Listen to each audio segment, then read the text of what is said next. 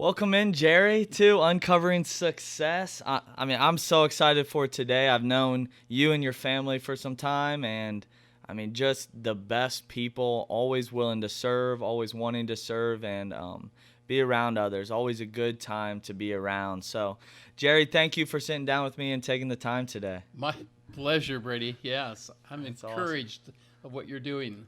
I appreciate it. So tell me a little bit about where you grew up. I'm not even 100% sure where you were born, where you were Yeah. raised. So I grew up in Massillon, which is 30 minutes from here, and I was there until my parents moved away when I was 16, and so they moved to Mansfield. They allowed me to live by myself in Massillon. The state of Ohio was going to take our home. They were going to put Route 30 through it. So if you know Route 30, Yeah. that our house sat right there. Wow. And if the state said to my dad, "Hey, if you're living here, you'll get 100% of the value. If you're not living here, you get 85%." And so he took a job in Mansfield, and I said, "Hey, I'll stay here because I'm a junior in high school, and I didn't want to move." So I stayed there by myself. That was my first experience of growing up. Wow. They moved, and I was working. My brother had went to military. He had bought a brand new high-performance Dodge, so I bought the Dodge from him, and so here I am living by myself. In junior high. Junior high school. Wow. Junior in high school, yes. Dang. In Yeah. high school, you were living by yourself. Yeah. You Yeah. probably thought that was pretty cool, though, right? I thought it was pretty cool, and it helped me grow up, really. Yeah, it Dang. helped me grow up early. So what was post school like for you? Where'd you go? And I didn't. What were you doing? No, in my parents when they sold a year later, middle of my senior year, we sold our home. So the agreement was that I would move to Mansfield at that time. So I moved to Mansfield. The high school counselor there in Mansfield, I wanted to be a machinist, and so tool and die maker. So he got me on a program where I went to school for a couple 3 hours in the morning, and then I would go 8 hours and be into this machinist program. And I did that for Hartman Electric there in Mansfield. I did that about a year and a half, and then that's when I met Jerry, and Your wife. my wife Jerry. Yeah. Yeah. And how'd you end up? I know you were out in California for a little bit, right? How'd Yeah. you end up out there, and what were you doing out there? Well,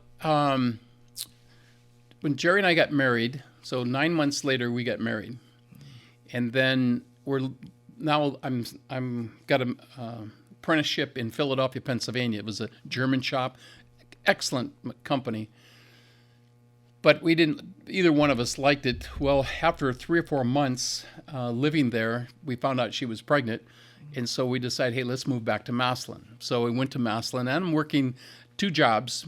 2 8-hour jobs, both in the factories, because I need to make money. And at that time, in apprenticeships, they didn't pay anything, and so I'm Kinda working like an internship. internship. Yeah. Yeah. And so I'm working two 8-hour shifts. And the one company that I was working for, they said, hey, if you can work all the overtime you want here, 7 days a week, 16 hours a day, and you get overtime and a half for all that. So I started calculating the money. It was like, wow, I'm leaving money on the table by taking this other job. So I took that job, and I just worked 16 hours a day, 7 days a week, and Wow. we were generating income. Well, after a while, I thought, you know what? I want to go into my own business. And so I didn't know what business, but I really wanted to go into my own business. And so an opportunity came, and I went into that business, never made a dime. I mean, never made a dime. And did that for a little while. That went out of business. Then I got into this other business, and we lost everything. We lost our home. That we just bought a home for $10,000 the year before. What Lost business that. was that? Well, it was like a network marketing company, Gotcha. and it was called Dare to Be Great. That's where I got to meet Bernie Torrance and so many of my friends now, lifelong friends now, because we literally went broke together. I mean, literally, we lost our home, we lost our furniture. In those days, when the bank, they come out and put a padlock on your home, and they take your furniture and set it out on the street, and so we had an instant auction. Wow. Yeah. So from that, Brady, we were. Matter of fact, Jerry's living in Florida with her mother. I'm living with my my mother here, and she lived in Delton. It had to be hard on a marriage too. No, it was terrible. Jerry's father, 6 months before that, owned a grocery store, and two guys came in and robbed him and killed him. So Jerry just lost her father. 6 weeks after her father was murdered, my father dies in his sleep. So both of our dads died. We lost our furniture, we lost our car, we lost our home, and now we're losing our marriage because I'm living in my car. She's living with her mother. Yeah. On the weekends, I would go live with my mother. I mean, it was just a terrible time in life. But January 3rd, 1973, we come home from church, my mother and I. She begged me to go to church with her. Everybody at the church knew me. It's like, how do these people know me? But she had been asking them to pray for me all this time. And that evening, we came home from church, and the bank had taken my last car. They had gotten another car before this. Now they got my last car. So I don't have a car now. And I wasn't making the payment, and rightfully so. The bank needed to come pick it up. And so 1 o'clock in the morning, my mother leads me to the Lord. And that's when I became a Christian. And life just started changing. Wow. I mean, it was, I called Jerry the next day and I said, hey, give me another chance. Mom's given me enough money to buy you a ticket and let's meet in California. I had a brother out in the military there. So we moved to California, got into a low-income housing project, where the government was subsidizing, our rent. Mm-hmm. And, that's when things started growing. Yeah. So what advice could you give to someone that might be going through it right now? Failure's okay. Yeah, I love failure that. is okay. My friend John Maxwell wrote a book, Failing Forward. Mm-hmm. So failing's all right as long as you get back up and go again. Yeah. It's when you fail and go backwards, but fail forwards. So, that was our second failing business. I think that's something that a lot of people my age struggle with right now because, we might have only been out of school for a few years now and, whatever we went into right away didn't work out and maybe we try something else again and that doesn't work out and it just seems like we can't get a win. Yep. But yeah, that's awesome to hear what it took to kind of get you started out of that. Yeah. And that was in your faith. Brady, so I'm now working for Pacific Gas and Electric in California. Mm-hmm. 8 to 5 job. They paid me good.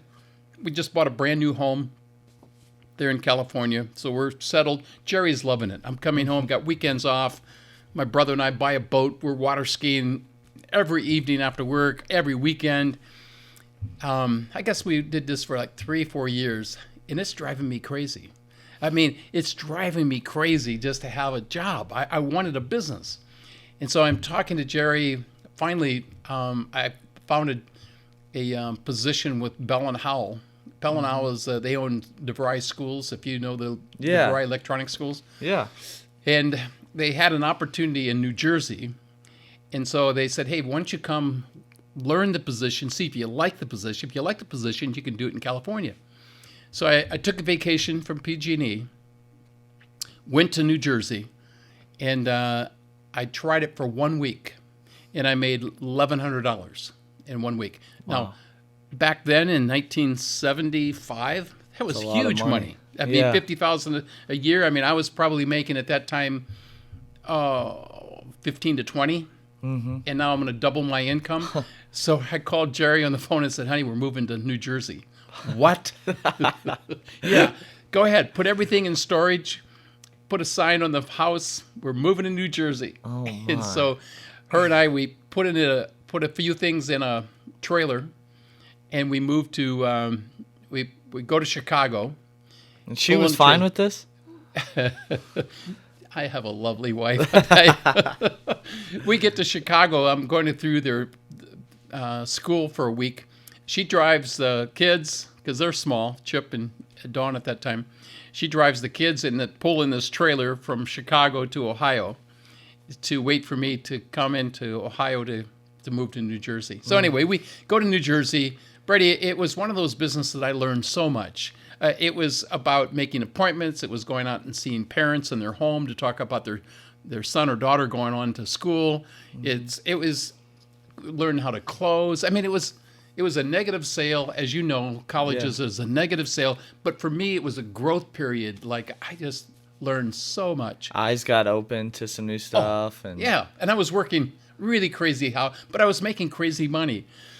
Well, then Bell and Howell came to me and said, "Hey, would you go to Dallas, Texas? Because New Jersey now has become the #1 school, and would you go to Dallas? Because it's the worst school in our system. They had 10 schools at the time." And so my friend and I, and we move our families to Dallas, Texas. So now we're living in Dallas. We're there about 6-7 months. Dallas now becomes #1 school. Now they come to me and said, "Hey, Jerry, would you go to Philadelphia? It really needs help. It's the worst school we have." So it was like, wait a minute. If I'm doing this for them, what could I do for me? And so that's when I made a decision. I'm moving back to California, and we're going to go start a business. I don't know what business, but we're going to start a business. Because you knew you could sell, you knew you could make appointments, make the sale, all that kind of stuff. Yeah. Yeah, it was like, man, if I'm doing this, there's X amount of time every day that you have, and if you're pouring your heart into something, it should be your thing. For me, I mean, that's what I wanted. That's not for everybody, but that was for me. Anyway, I moved to California. I'll make it short. We ended up doing business with a team of people here in Ohio they called it the Mini Merchant newspaper. It was classified ad paper. Kind of like what you said earlier. It's like an eBay back then in print. Of newspaper. That's crazy. Yeah. And then we started Auto Trader magazines and real estate magazines. I'm into this business, Brady, 3 years. Okay. And it's failing. I mean, it's like, my accountant comes to me and says, you should consider selling this business. That was the second year. You should consider selling this business. It's really not working so well for you. And then he comes back the third year and said, you should just shut it down. So it's given me a lot of confidence, right? Yeah. So I called the guys here in Ohio. Their business is like expanding. It's growing all over Northeast U.S., from Chicago all the way to Florida. I mean, their business is just, wait a minute, we're in the same business. Why is their business just like off the chart growth, and I'm just barely hanging on? So I came back, and here's what I found, Brady. Changed my life. They invited me to their Monday morning board meeting. There was 7 equal partners. I got there, and first thing I noticed, it was a round table. Equal partners. There was no head. Everybody was equal. And it started out by John Schrock saying, "Hey, let's pray." Whoa, this is a company, and they're praying. That's great. Well, then after he prayed, he pulled up the Bible, and he went into Proverbs. And he read some scripture in Proverbs. They haven't talked about business. They're dealing with growth of themselves. The value, I'll never forget the value. It was on honesty. So John starts, and John says, "You know what? I need help on this value, honesty. I'm not honest." I was like, wait a minute. I don't know this guy very good. But for him to just come out to his 6 partners and me being here, and he's saying he's not very honest, and then he explains. He said, and he's being so transparent. He said, "Here's where I'm failing." He said, "My wife will call me at 4 or 5 o'clock and said, 'John, when are you coming home?' 'Oh, I'm out the door. I'm leaving right now.'" He said, "That's a lie. I know that I'm not leaving, but it's what she wants to hear, so that's what I tell her." He said, "That's not being honest. I need to tell her, 'No, honey, I got another 2 hours here, and then I'll be home.'" He said, "I got to work on this." Wow, so transparent. The next guy does the same thing. The next guy went around the table. And then they said, "Hey, how can we help our employees with this value of honesty?" What? Wow. And they're going around one by one. They're talking about how they can help their employees with this value out of Proverbs. Then that didn't end there. Then they said, "Okay, with the companies we're doing business with, how can we help them and their employees with this value?" whoa. Now, here's what happened, Brady. I saw the business is not about me. That was the growth that took place that day for me. I was in business for me. I was trying to get a bigger house. I was trying to get more cars. I was trying to get stuff. That's when I learned it's not about me. If you want God's blessings in what you're doing, then make sure you're in alignment with what God's doing. Why would he bless you if you're just doing it for you? So you have a bigger home? No. That was so educating. I came out of that meeting. I called Jerry. I'll never forget, because she's like waiting for the answer. We're going broke again, right? We tasted that once. We didn't want to do this. And she said, okay, what'd you find out? And I said, oh, honey, I got it. We need 6 partners. She said, what? I said, oh, this is what they do. She said, Jerry, you don't need 6 partners. You need to find 6 other failing business guys and meet with them once a week and do this. Yeah, that wasn't hard to find. I went back to Stockton, California. I talked to 6 other business guys that was struggling, and we started getting together every Friday morning at 6 a.m. Changed my life. I thought I had a good marriage. No, I got a great marriage. I thought my relationship with my kids was great. No, now that's great. The relationship I have with my employees, I started talking with my employees of how I can help them. And then the companies I was doing business with, I went and helped with them and their employees. I mean, all of a sudden, our business skyrocketed. Within 6 months, I remember my accountant calling me and saying, hey, this business is incredible. He said, I got to figure it out. I said, what did you figure out? He said, it's when you started advertising. I said, Bob, I don't advertise. Oh, yeah, you advertise. He said, it shows right here. You spent this much money. And right here is when you started advertising. And look what's happening. He had it all graphed out. I said, Bob, I don't advertise. He said, wait a minute. He calls in his bookkeeper and asks her. He said, Linda, Jerry says he didn't advertise, but you have X amount of dollars. Oh, Bob, he made these checks out to some organization for something. I don't know. And I just put it under advertising. And in the bottom, he said, God's money. She said, I didn't know what to do with it. So that was the value that I started to learn. Number one, you'd mentioned you like to help people.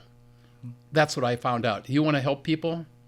God wants to bless you. I mean, and that's what happened. I got in alignment with what God was doing. And I found out it's not about me. It's how can I help others. And then I watch God do what God does. And so essentially, your advertising line order was a tithe, right? That's right. It was a tithe. Wow. I never had didn't know the importance of tithing. Didn't understand it. When you understand and get in alignment with God, that's when God can just bless your socks off. And He did for us. I mean, it was crazy. That's awesome. So for me, I mean, this is a story that's not near that scale, but when I was really young, like 4 or 5 years old, the church service or whatever, they were talking about offering and tithing and giving 10% or whatever. And I think my allowance at the time was like $10 a week. And so I gave $1 in that offering. This was the first time I'd ever given any of my own money to the church, or my parents' money, I guess. But I gave that $1, and I remember it was in the middle of December. So Monday, I get on the bus to go to school, and our bus driver is giving everyone that gets on the bus a $1 bill for Christmas. And just like that, I got that $1 back. I thought that was so cool, and it's something I'll never forget either. That's right. Thank you, God. Yeah, that's unbelievable. So now I know you had a very successful business with the satellite business. How did you get into that, and what has that looked like for you? You know, the satellite business, first of all, when we were in California, we had a company from France buy our publishing. We had magazines up and down the coast of California, and we had a company from France come in and make us an offer, so we sold. And so Jerry and I decided, let's move back to Ohio to be closer to John Schrock and Bernie Torrance, 2 of my mentors. And you know Bernie lives right up the street there. And so... Great family as well. Great family. And so We came back really just to be mentored. I just wanted to grow more. And after about, I did some consulting. I worked with the mini merchant guys here, helped them when they're in the auto business. I was really good with the auto dealers. I helped them with that. I did some consulting for newspapers up in Canada and in New Mexico. But then about 7 years later, I'm in Barranquilla, Colombia, and we were in a prayer meeting in this huge hotel, and I really felt I heard God's voice say, "I want you to go home and sell your house." Like, whoa. So we went. I came home from that trip, told my wife, "Honey, we're supposed to sell the house." What? And I tell you these stories because it's all these help me build my faith to understand when you hear God's voice, He's got something really special for you. And so I came back and said, we're supposed to sell our house. Now, we loved our place that we had. It was like a resort. It was gorgeous. And either one of us wanted to sell. And she said, I didn't hear God say that. Your wife is a trooper. She is. She is.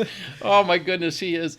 So anyway, long story short here, I know we have time limited here, but she put all these requirements on. The house has to sell in 30 days. It's going to be a cash offer. It has to be $100,000 more than we paid for it. It has to be all these things. I had a friend, the realtor, local realtor. He wouldn't even take the listing. I found a listing, a lady that was just got into the business at a gas station, and I asked her to take the listing. In 3 weeks, the house was sold, cash offer, no questions. It was what we were asking price, 30 days be out.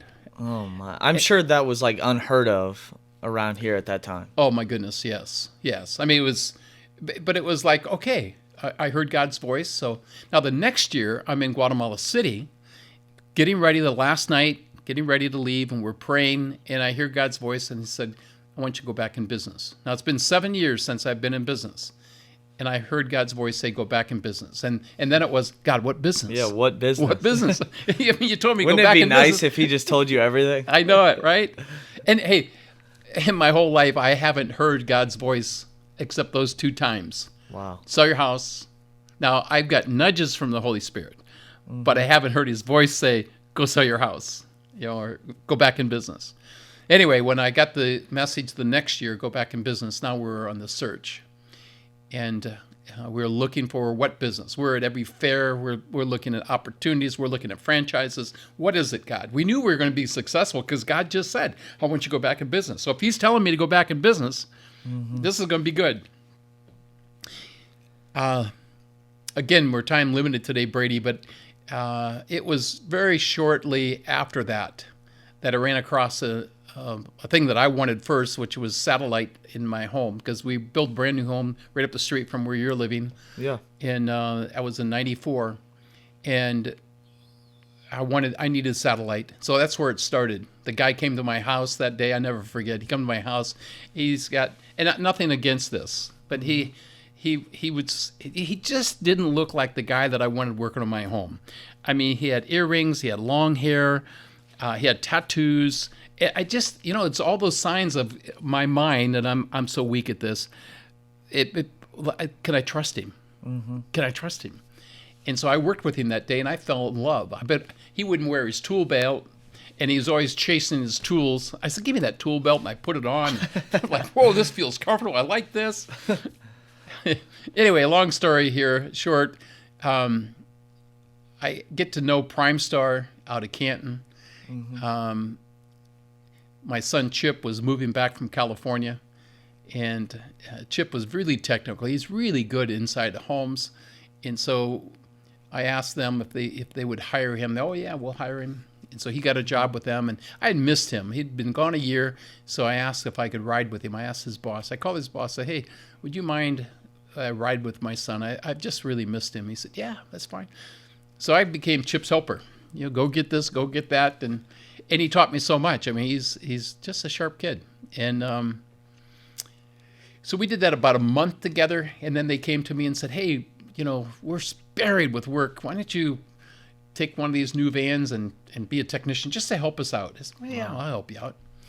And the difference is I understand marketing, and I know that if you want to build security, you build security by building the business. Even though it wasn't my business, I wanted to help them build their business so it would give security for Chip for long term.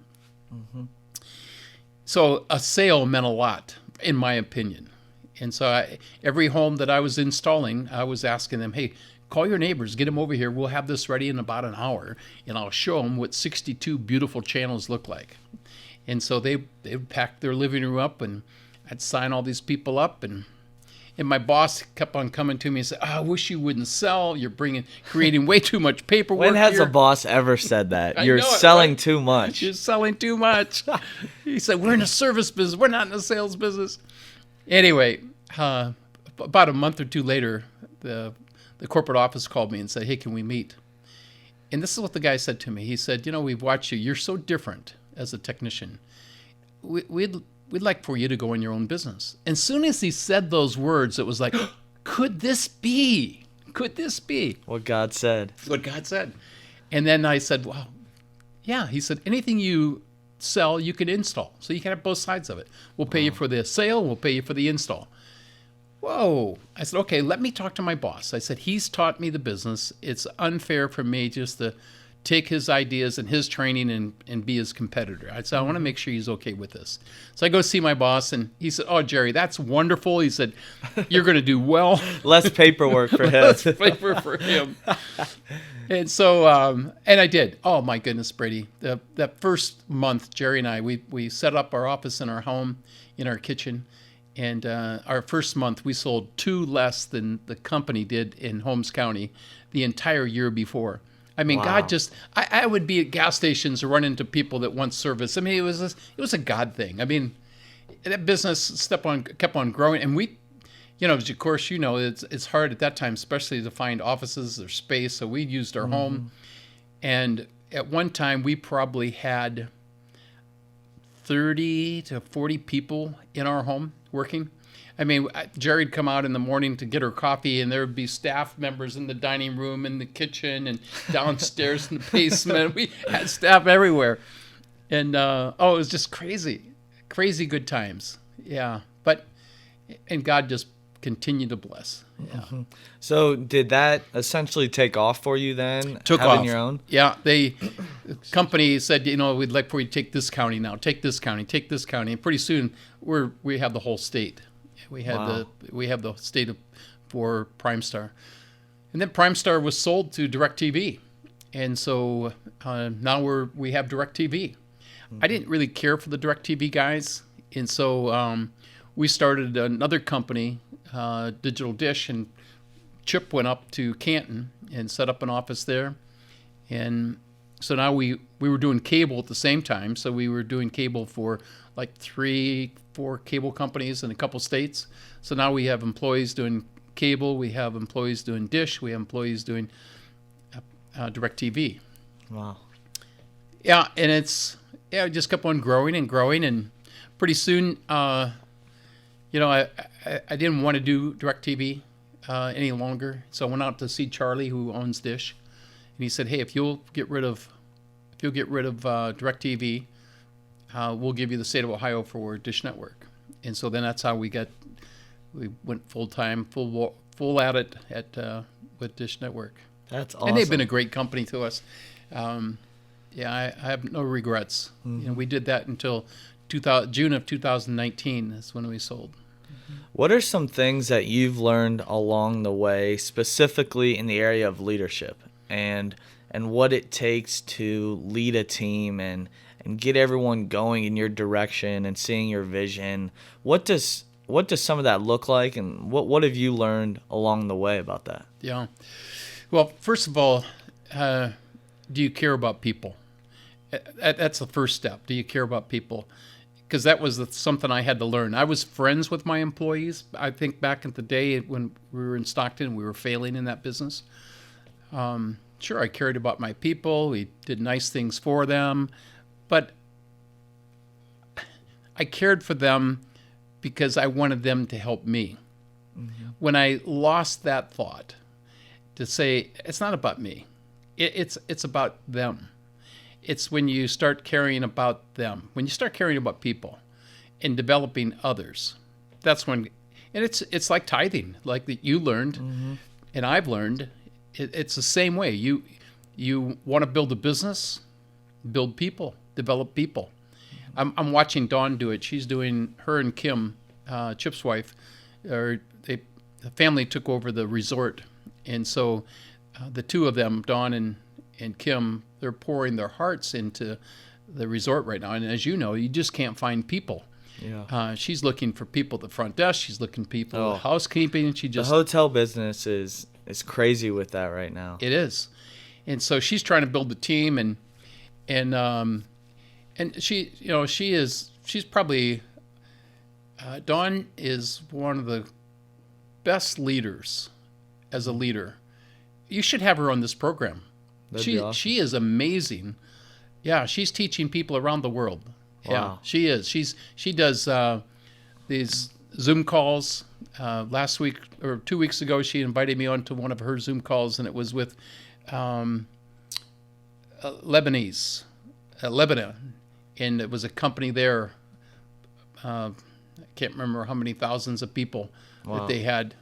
That's awesome. I mean, so it's about developing people first, not about you. And I think that was probably the hardest lesson for me to learn.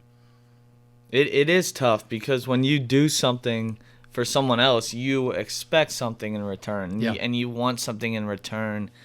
And I feel like that's something I keep hearing over and over is when you forget about what you're getting in return. Yep. It all just kind of trickles down. You don't see it right away, but when you help someone else and then 2 months down the line, their friend needs a recommendation on what satellite company to choose, and then they say, hey, this guy I worked with really helped me out. He put me first, and then they direct them to you. Yeah, that's it. And so sometimes, just like God, we don't see the payoffs right away. That's right. And his vision, sometimes we don't see or we never see. Yeah, that's right. Yeah, That's crazy. I've learned so much from, guys like John Schrock, where he really poured into others. He could see, he had a gift.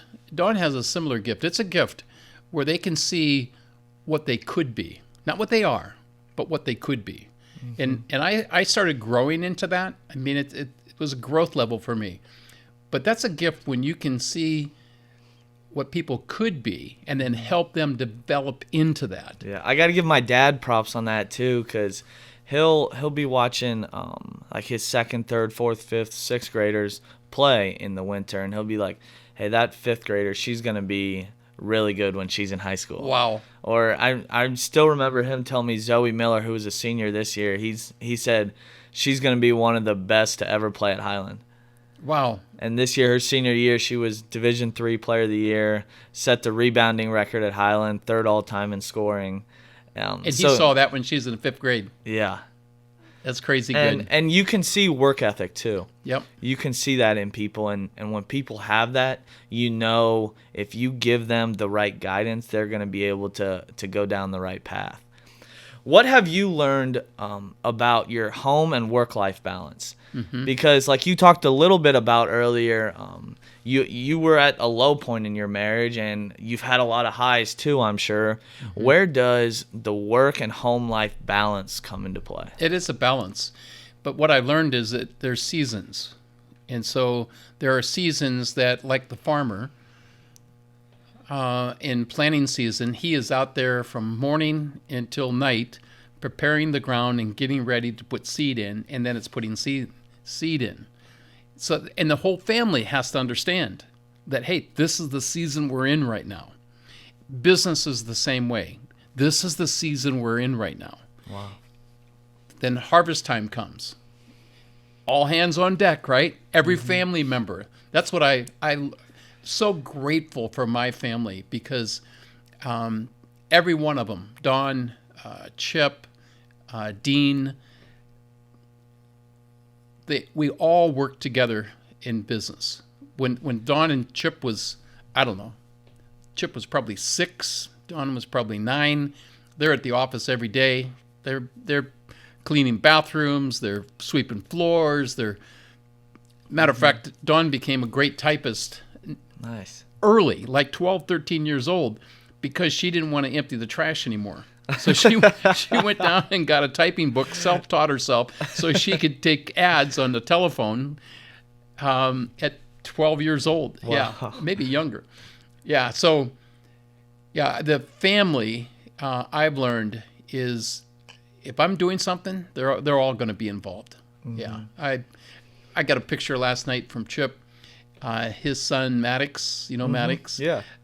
He took a picture of him. He's in front of the big laundry machines. You know, at the hotel you have those huge. Oh, massive. Massive. Yeah. So he's putting towels in, and Yeah. I was like, oh, I mean, for a grandfather to see that, that's Yeah. like, okay, that's.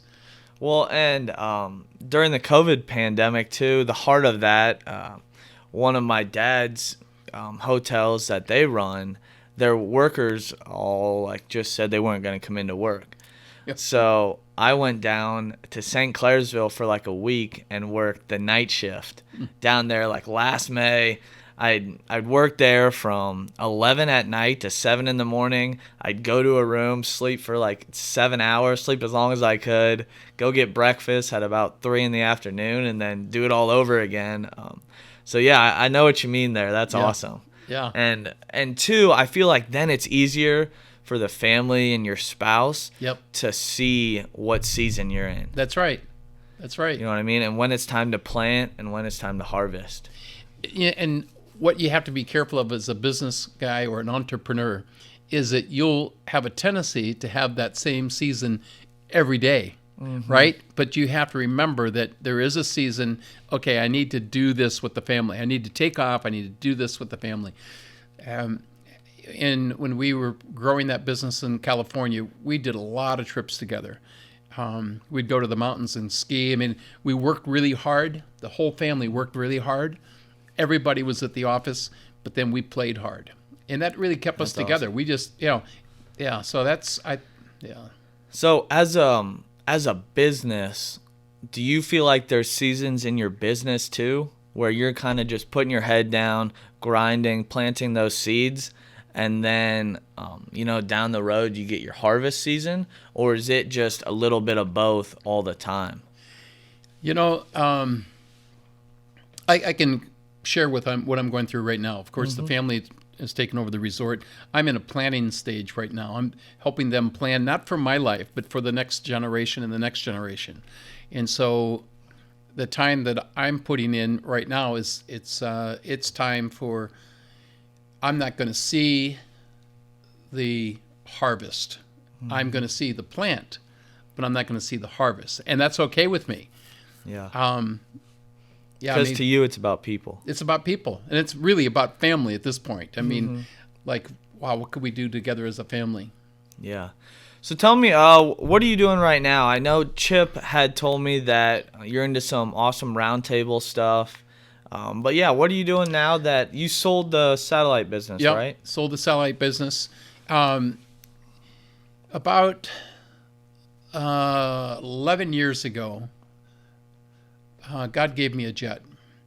At the time, it was like, why God? It literally gave me a jet. And Or like a plane jet. like a plane jet, yeah, like an airplane. And 2 years before that, at 2 different meetings, I had people come to me and tell me that, hey, for whatever reason, God's going to buy you a jet. Well, when this came about, it was like, okay, why? I didn't want to miss why. I didn't think it was for me to fly to and from Florida, where we have a second home. It had to be more than that. But what is that? And so at the time we moved to Florida, I learned in the building we moved into, John Maxwell lived.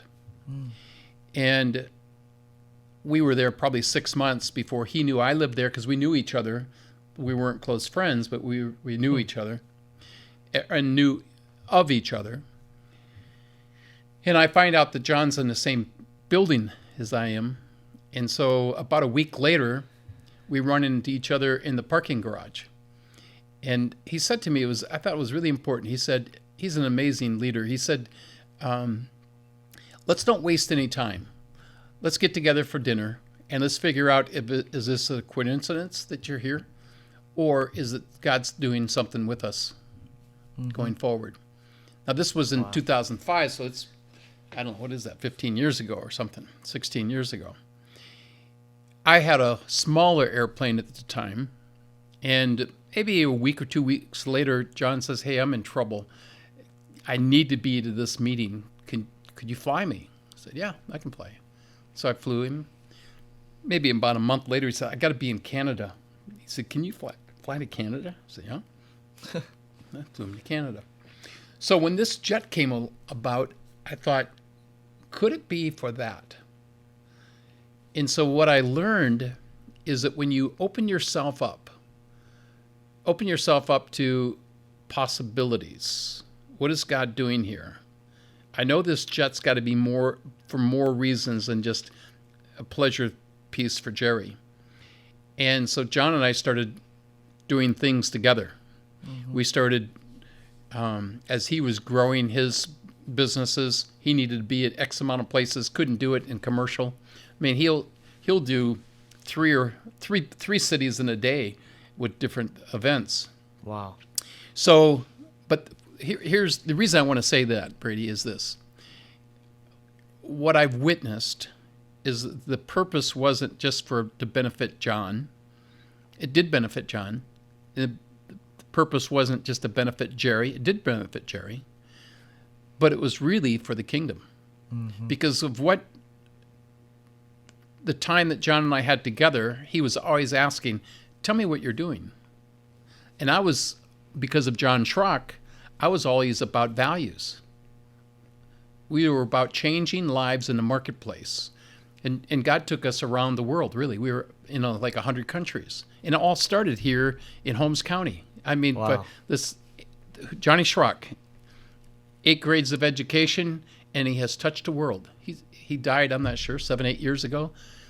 But his legacy is larger today than it was when he was alive. That's amazing. I don't know the people that I've known that has passed on, I don't know that their legacy is bigger after they die. That's really rare. I mean, it's not impossible, but it's really rare. It is. For your legacy to be bigger. And John's legacy carried on, and now it's carried on. John Maxwell just wrote a book, Change Your World. Change Your World is all about the things that Johnny Schrock was about. It was about bringing values to the workplace, bringing values to the school place, bringing values to the government place. It's, we're all crying out for better leadership in our nation. And it's not a lack of leadership, it's a lack of values. Yeah. Yeah. That's the book you just gave me, right? That's the book I just gave you. I can't wait to read that. Yeah. That's awesome. So to wrap up a little bit here, the 2 questions I always ask my guests. Number 1 is, what's a book that you've read that you could recommend to someone my age? Maybe something that changed your perspective in a huge way, or just a book that you feel like someone my age could get a lot out of. Sure. I gave you a second book today. I give you the Passion Bible. And I'm going to get emotional here because what that thing has done for me. Now, I've had a lot of Bibles in the past. I've got a stack full of them. But this Bible has been, you've heard the term living word. I didn't know what that word meant until through COVID. Living word. Living word, I got into a daily hope call some time ago. A year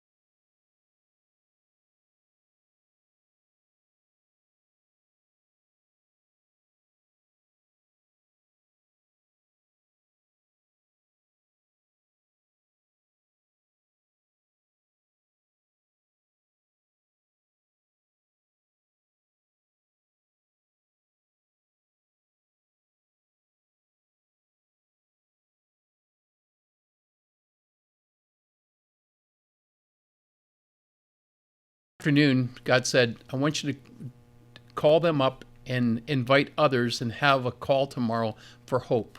You have to bring hope. They have to have hope. And so I called Mike, I called Ryan, I called a lot of businesses in the area, and I said, hey, tomorrow morning at 9 o'clock, for each other as a business.